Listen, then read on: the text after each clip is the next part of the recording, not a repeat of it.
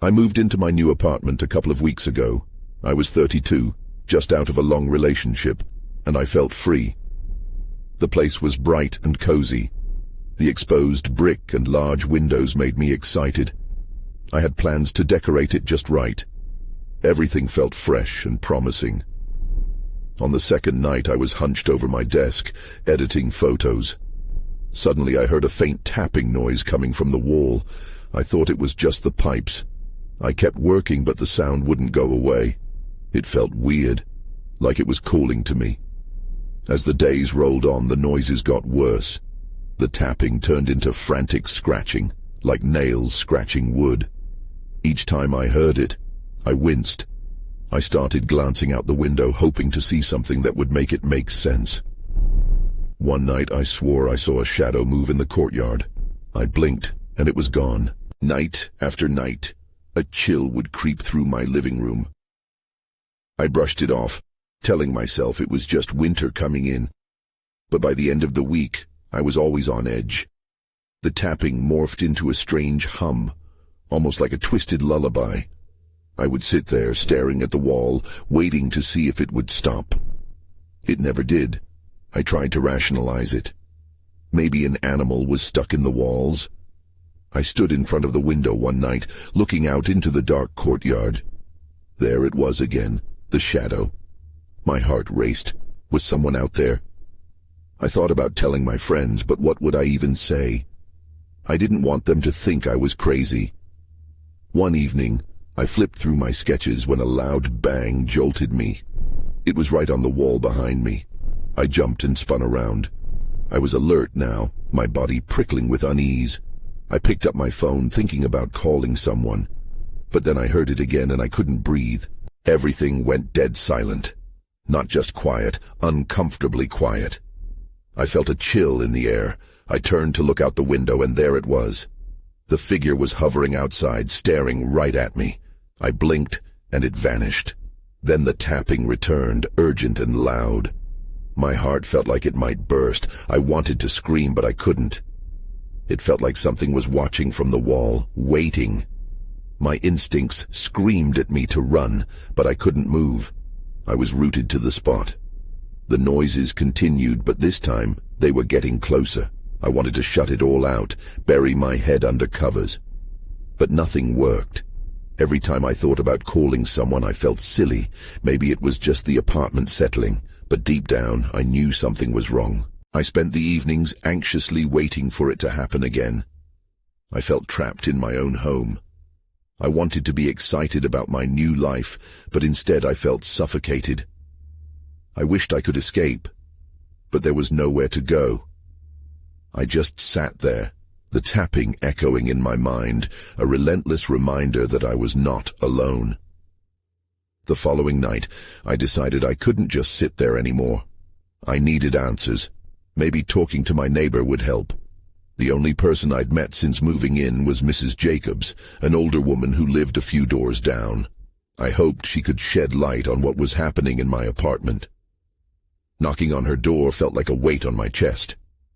She answered quickly, her gray hair pulled back in a tight bun. I introduced myself and forced a smile. "I've been hearing some strange noises in my apartment.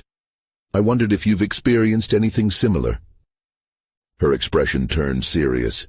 She stepped back, almost as if she wanted to close the door. "I'd rather not discuss it," she said, her voice low. I pressed on, feeling desperate.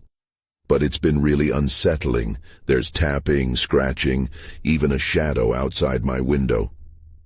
"Some things are better left unexplored," she replied brusquely, her eyes darting away. I could sense a fear in her that made me even more uneasy.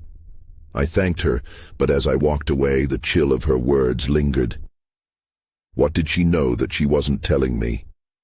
Back in my apartment, I tried to shake off the conversation.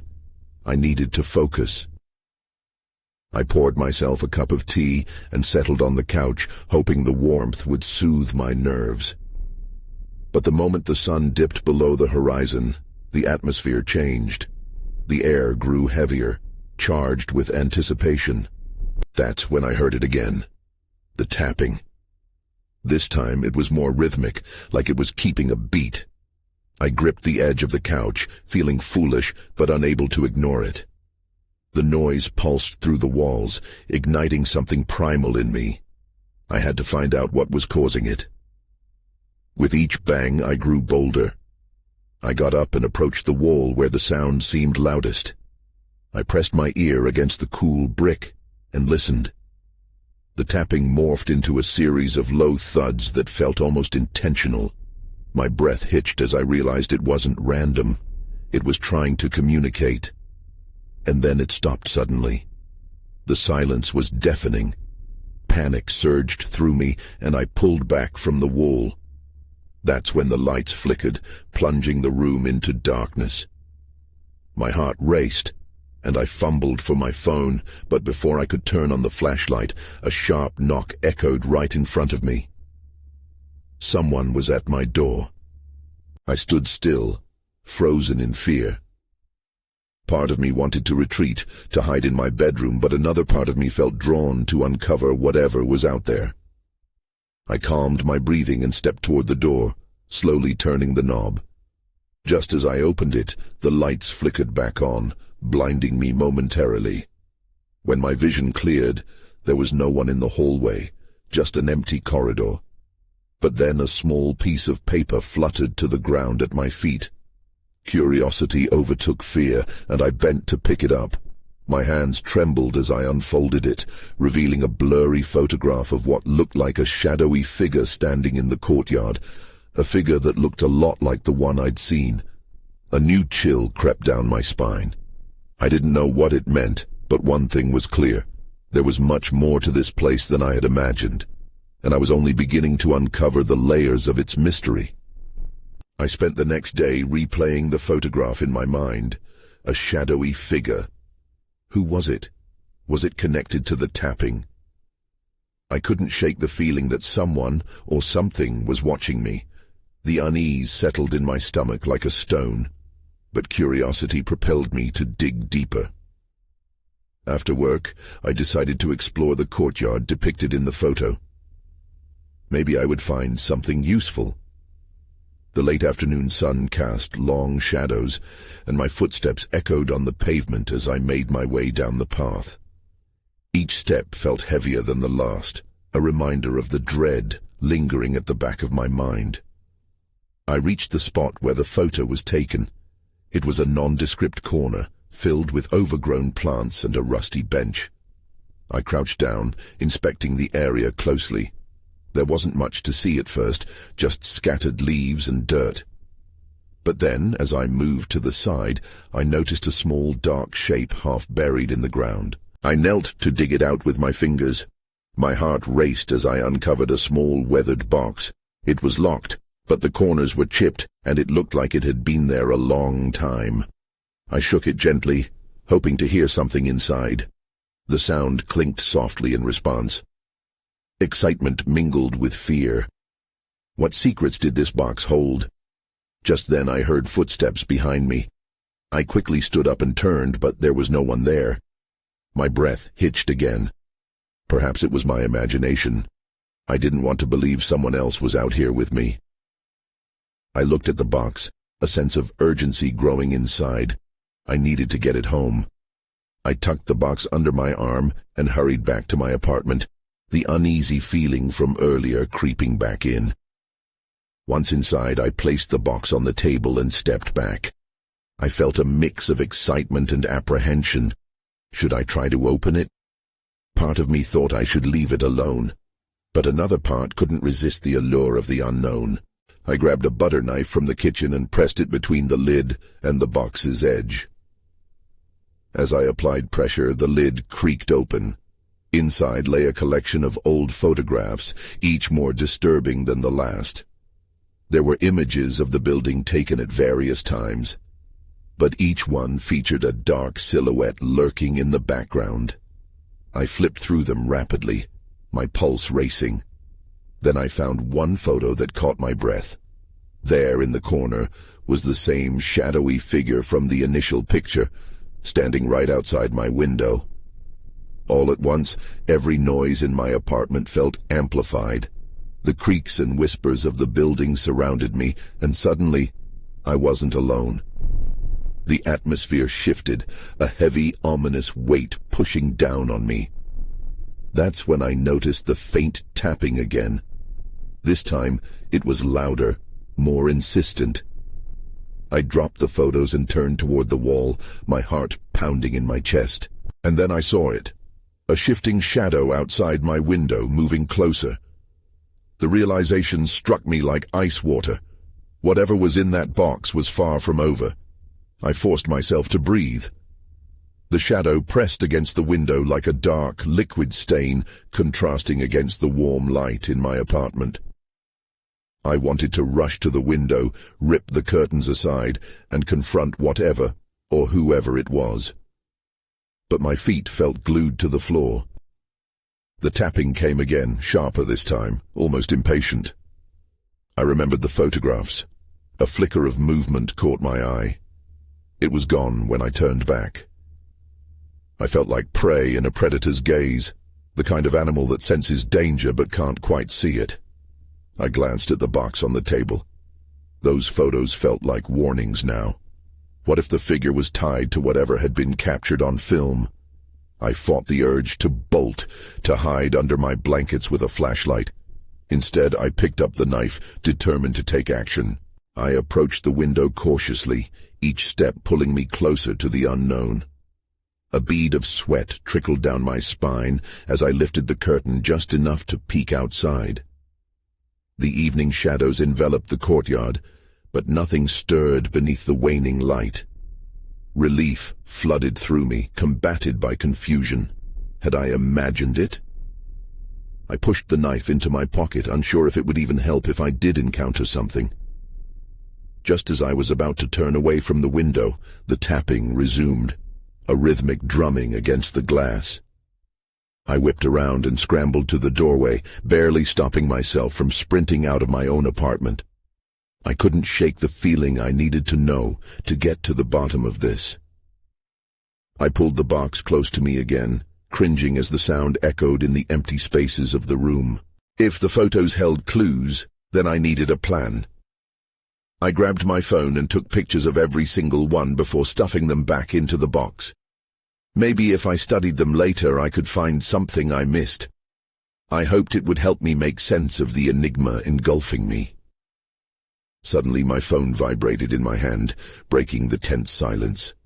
A text popped up from an unknown number. "You shouldn't have found it." Chills rippled down my arms. My gaze shot back to the window and my breath caught again. There it was, an unmistakable form pressing close against the glass. It was more defined now, its silhouette eerily familiar. It appeared to be trying to peer inside, searching for something or someone. I backed away, the carpet brushing against my heels. I could feel panic crawl up my throat. I needed to turn on the lights. I needed to do something. But I was frozen, paralyzed by the dread coiling in my gut. As if sensing my fear, the figure lifted its hand, fingers splaying against the glass. I could see its outline, the sharp angles of a face, twisted and gaunt. It wasn't just watching, it was waiting. Then everything went dark. I blinked into the darkness, my heart pounding. I reached for the light switch, but my fingers trembled, missing it twice. Finally, I flipped it on, flooding the room with a harsh glow. The figure was gone. I let out a shaky breath, relieved yet confused. Had I imagined it? I tiptoed back to the window, peeking through the curtains again. Nothing. Just my quiet courtyard, silent and still. I felt foolish for being so scared. But then I remembered the text. Someone knew I'd found something I shouldn't have. A chill ran down my spine, and I slammed the curtain shut, backing away as if the window itself was a threat. I forced myself to focus. I still had the photos. I needed to look at them again, maybe with fresh eyes. I returned to the living room and grabbed the box, fingers trembling as I opened it. The photographs stared back at me, ordinary at first glance, but I knew they held secrets. I laid them out on the coffee table, scrutinizing them one by one. Each image depicted a different scene, but they all had one thing in common: shadows lingering at the edges, like dark whispers just out of reach. I flipped them over, searching for writing, anything that could give me a clue. As I examined an image of an old church, I noticed a strange symbol etched on the wall. It wasn't visible in the other photos, just this one. My skin prickled with unease. What did it mean? Then a thought struck me. I had been to that church once when I was a kid. It had been abandoned for years, but I remembered exploring the grounds with a friend. Something had happened there, something I couldn't quite recall. Just as I was about to bury myself in memories, my phone buzzed again. I opened the messaging app, hoping for a logical explanation. Instead, there it was, another message from the unknown number. "It's safer if you forget." Anger boiled within me. They couldn't tell me what to do. I was tired of running from shadows. I would face this. I looked around the apartment, my resolve hardening. I needed to go to that church, now. I grabbed my jacket and car keys, pushing aside the lingering fear. The night was heavy with anticipation, but I resisted the urge to look back. I stepped outside and locked the door behind me. The moon hung low in the sky as I drove through the dark streets, its light casting eerie shadows across the road. I tried to shake the feeling that I was being followed. I checked the rearview mirror, nothing but empty pavement behind me. But when I arrived at the church, I felt a weight settle in my chest. The structure loomed before me, a silhouette against the night sky. Maybe I shouldn't have come. As I stepped out of the car, a shiver ran down my spine. This was where it all had begun, and now I was about to uncover what had been hidden. I walked towards the entrance, heart racing. That's when I noticed it, a flicker of movement just inside the doorway. Something, or someone, was waiting for me. The door to the church creaked open, revealing a darkness that swallowed the light from the moon. My heart raced as I took a step inside, the musty smell hitting me like a wall. I paused, listening. Nothing but silence. The flicker I'd seen was gone. I took another step in, and my foot crunched on broken glass. I shifted my weight, trying to keep my breathing steady, but each breath seemed too loud in the emptiness.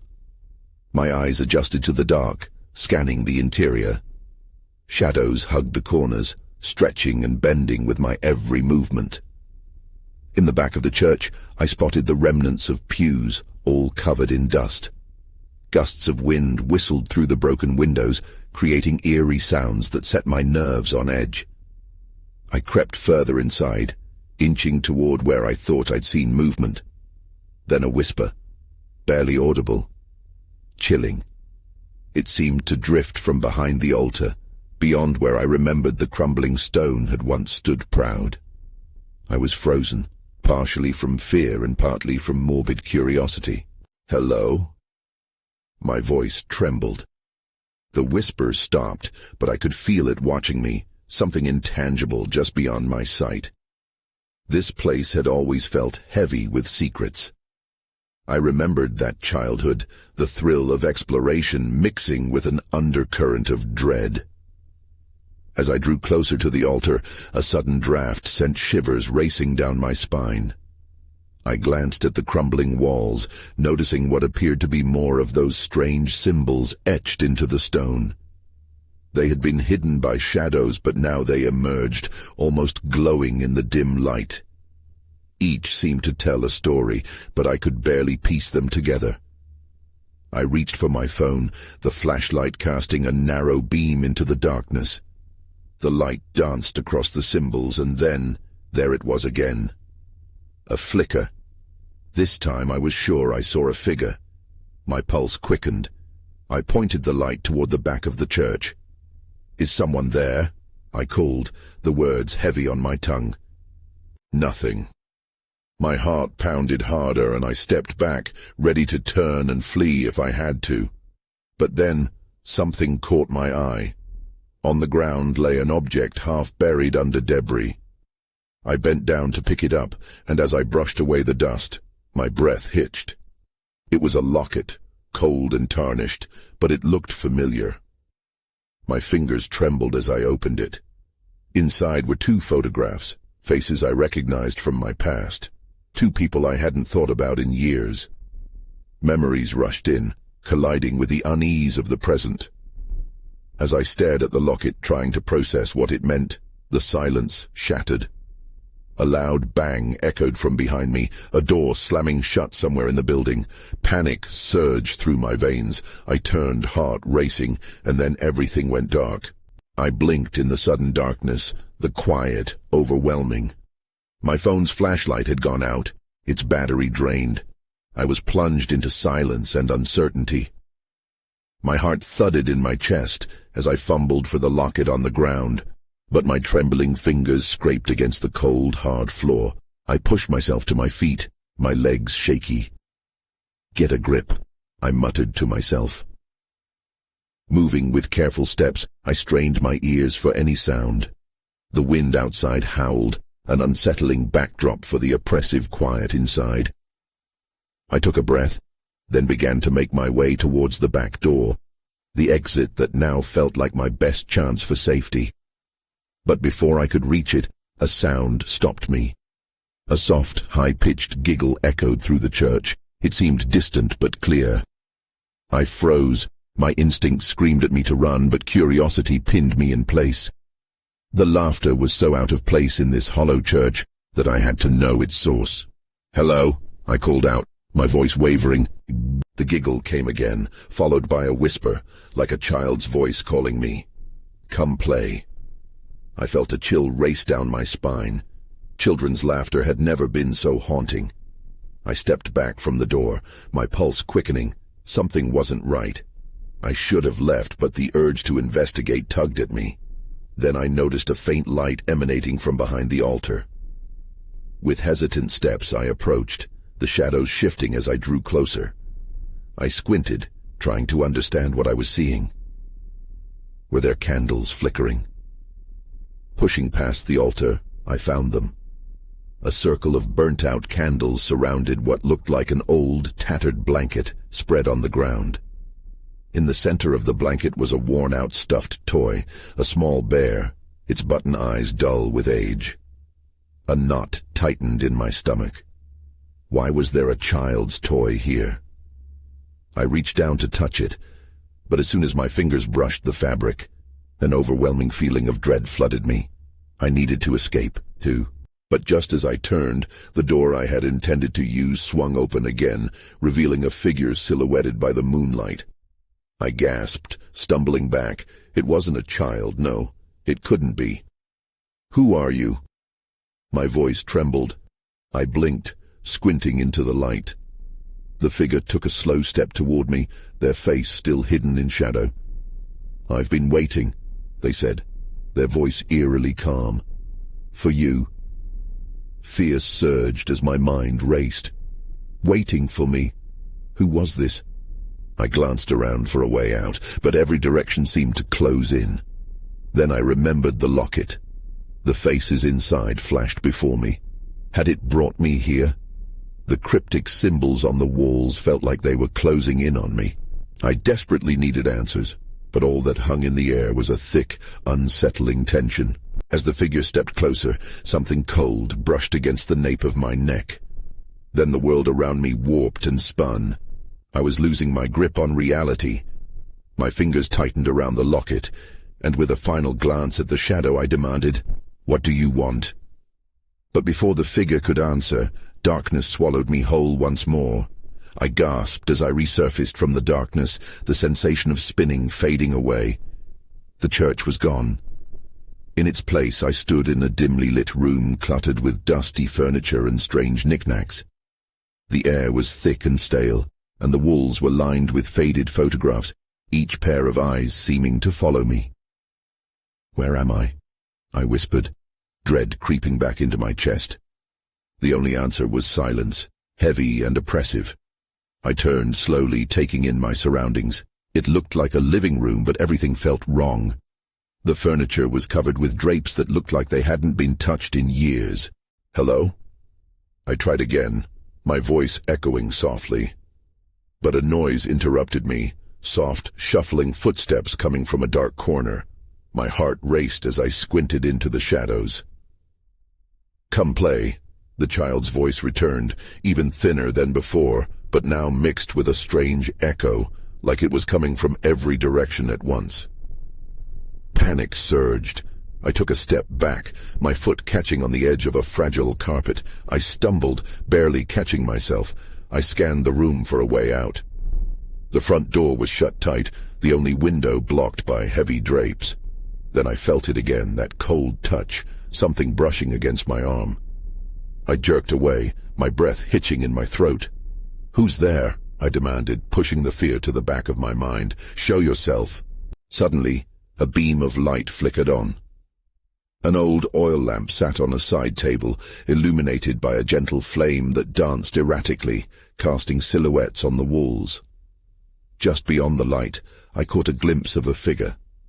A small, gaunt child dressed in ragged clothes stood watching me. "Why did you come here?" the child asked, tilting their head. "We're waiting." Everything in me screamed to run. I backed up, my heart pounding against my ribs. "I don't want to play." "But you have to play," the child said, that same eerie calm lacing their voice, "or they won't let you leave." I frowned, confusion mixing with fear. Who won't let me leave?" The child stepped closer, their gaze piercing into mine. With each inch they advanced, the shadows seemed to stretch out, hungry and alive. "The ones who were here before," they whispered. "They miss their friends. They want you to join them." Suddenly, an immense pressure clamped around my chest, making it hard to breathe. I squeezed the locket tighter, a desperate hope flaring in my mind. If it had brought me here, maybe it could take me back. "Get away from me," I shouted, lunging toward the only remaining escape, the kitchen door at the back. But as I pushed it open, an unseen force slammed against me, pinning me in place. "Stay," the child cried, and I felt a rush of cold wrap around my legs, a seeping, numbing sensation. "You can't leave." The door closed, slamming me back into the dark of the living room. I had to act fast. My fingers worked at the locket. I remembered the faces, who they were and what they meant. That was when I saw it, a reflection in the oil lamp, something behind the child. Before I could process it, the light flickered again, and with it came a surge of familiarity. "Let me go!" I yelled, desperation rising as I struggled against the invisible grip. But then everything went dark, and the chilling laughter echoed through the void. I found myself in darkness, the laughter fading into an unsettling silence. I couldn't tell if my eyes were open or closed, but I felt the familiar pull of fear. I reached out, hands stretched, searching for something, anything, to grasp onto. The sound of my breathing filled the void, sharp and ragged in the suffocating darkness. Then suddenly, a dull light flickered back into existence. I blinked, and I was back in the room, with the oil lamp casting dancing shadows on the walls once again, but now the child was gone. "Hello?" I called out, my voice trembling. No answer. I felt a sense of relief wash over me, but it was fleeting. The child's words echoed, reminding me that I wasn't alone. They missed their friends. I took a deep breath, steadying my racing heart. I couldn't waste more time. I needed a way out. I turned to the kitchen door again, but it was securely closed. Panic clawed at me. I turned back, desperate for any sign of movement. That's when I heard it. A soft giggle, light and airy, coming from somewhere above me. I looked up, squinting at the ornate chandelier that hung precariously from the ceiling. It swayed slightly, as if someone had just brushed against it. "Who's there?" I shouted, my voice cracking. The giggle echoed again, followed by a whisper, "We're playing hide and seek." I froze. This was worse than I thought. "I don't want to play," I snapped, anger fueling my voice now. Just let me go." The whisper turned into a chorus of playful giggles, filling the room until it felt like I was drowning in sound. I clutched the locket tightly. "Please," I murmured. "I just want to leave." For a moment everything went quiet. I strained to hear even my own breathing, and then the chandelier swung violently, sending a shower of dust onto my shoulders. I instinctively stepped back, and the laughter returned, louder, more boisterous. "Tag, you're it!" a different voice called out, and before I knew it I was pulled toward the center of the room, as if an unseen force was urging me forward. I stumbled, my heart racing, and then the cold sensation wrapped around me again, this time more tightly, anchoring me in place. Fighting against the grip, I managed to glance toward the old photographs on the wall. All their eyes were vacant, but one in particular shone with an unsettling brightness. A face, a girl with dark hair, seemed to smirk at me. Recognition sparked a chill deep in my bones, but I didn't know why. "Play with us," the voices chorused, their tenacity growing stronger. Suddenly I felt a surge of anger rise up. "No!" I yelled, forcing my voice out above the cacophony. "I will not play!" As if my defiance had triggered something, a loud crash filled the room. My heart leaped into my throat as the kitchen door burst open, swinging wildly on its hinges. Beyond the threshold lay darkness, no hint of what might be lurking. But I had to know. "What is back there?" I demanded, straining against the forces holding me. "Find out," the girl's voice echoed, chilling me to the core. I took a deep breath, the door widening. There was only one way to unravel this twisted game. I had to step into the dark and confront whatever waited for me on the other side. My heart hammered as I willed my legs to move forward, and then, with a rush of resolve, I pushed through the door. I stepped into the darkness beyond the kitchen door, feeling the cold air wrap around me like a shroud. It swallowed my senses, the commotion of laughter and whispers dimming behind me as I crossed the threshold. My heart raced, each beat amplifying my dread. I was alone, and yet I felt a presence lurking just out of sight. The air was thick, clinging to my skin. I reached for my phone, fumbling with it in the darkness, desperate to find some source of light. A faint glow finally illuminated a dusty, narrow corridor lined with peeling wallpaper and more faded photographs.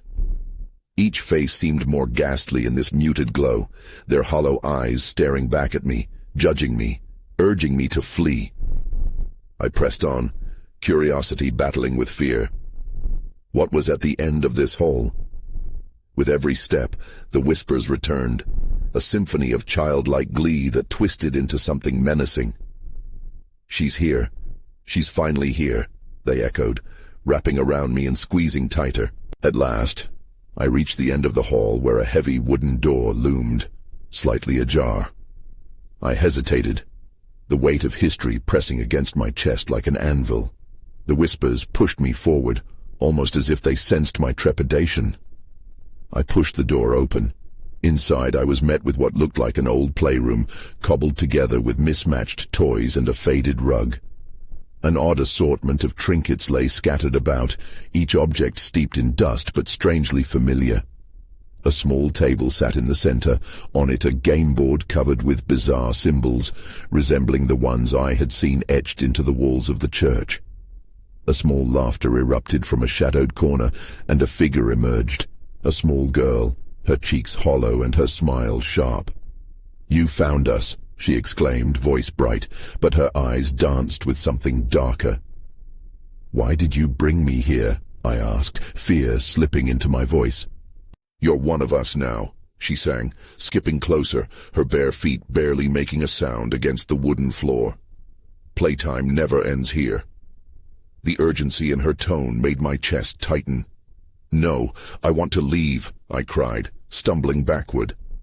As I moved, the door slammed shut behind me, echoing like thunder. I wheeled around, panic rising as the smile on the girl's face widened. "You can't leave yet. We still need to play," she said, voice laced with a childlike cheerfulness that bordered on unhinged. "No, no," I screamed, pounding my fists against the door. But it was solid, unyielding. In that moment, I felt the shadows closing in around me, suffocating and eager. I had to think fast.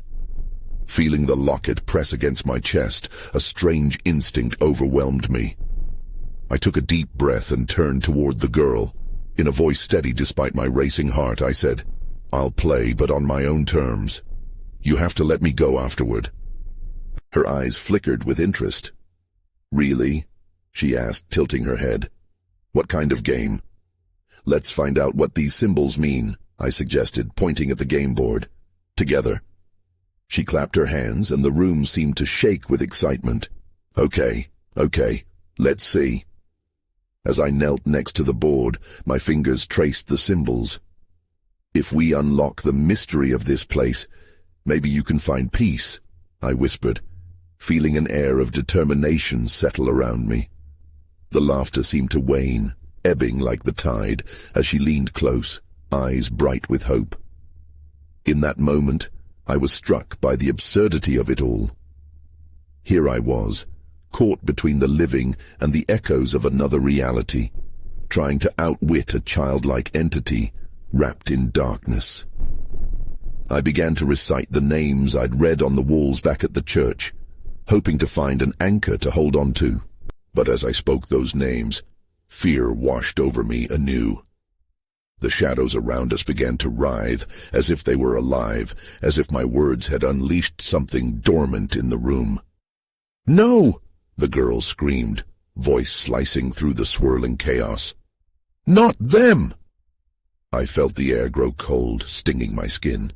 Shadows twisted, extending fingers toward me. I was losing the tenuous grip I had gained, but in the throes of panic, I felt a surge of power, as though the locket reacted to my fear. I clutched it tightly, focusing all my will. "I need to break the cycle. Let these spirits go free," I shouted, my voice resonating with a rhythm that altered the energy in the room. Light enveloped the shadows, completing a bright, chaotic dance. For a moment I could see faces, lost souls bound to this playroom, appearing then disappearing into the light, while the girl shrieked, arms raised. The sunlight spilled in from the edges of the shadows, clarity washing over the scene as fragments of memories danced around me. I could feel everything meld, light and dark, joy and sorrow, all lost in that infinite loop. And just like that, the world around me tilted. I closed my eyes tightly, grounding myself. A pounding in my chest echoed through me, and within seconds I was back in the dimly lit room, staring at the oil lamp that illuminated my surroundings. The young girl was gone, leaving only the stuffed bear on the floor before me. I could hear laughter, distant now, a bittersweet melody fading into silence.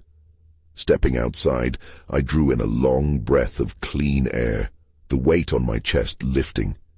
I glanced around, feeling like I could finally exhale. The night sky was vast above me, untouched and serene. Yet as I unlocked my car and stepped inside, a small slip of paper flickered in the wind, landing gracefully at my feet. I hesitated before picking it up. 2 written words stared back at me. "Remember us." I moved to a different city after that. Sometimes I wonder if the girl and the shadows still linger near that church, still waiting. But mostly I try not to think about it.